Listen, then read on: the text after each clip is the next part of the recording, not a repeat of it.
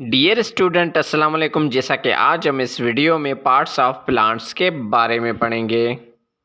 जैसे इंसान के बॉडी पार्ट्स होते हैं, सेम ऐसे ही प्लांट्स के भी बॉडी पार्ट्स होते हैं। जैसे प्लांट के बॉडी पार्ट्स हैं root, stem, leaves, flowers, buds वगैरह।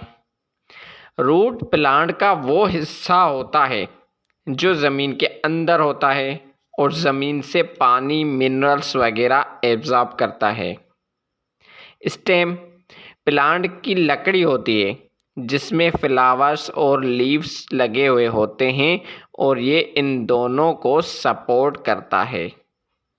लीव्स पत्ते जो प्लांट के फूड फैक्ट्री होती है और इन पत्तों में फोटोसिंथेसिस होता है जिसकी वजह से प्लांट का फूड बनता है।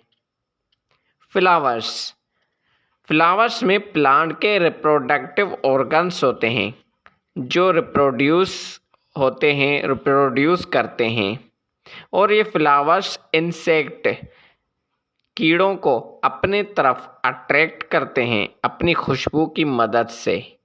और याद रखें, प्लांट्स के दो सिस्टम होते हैं, एक रूट सिस्टम जो ज़मीन के अंदर होता है और शूट सिस्टम जो ज़मीन के ऊपर होता है। तो ये था आज का simple topic, parts of plants.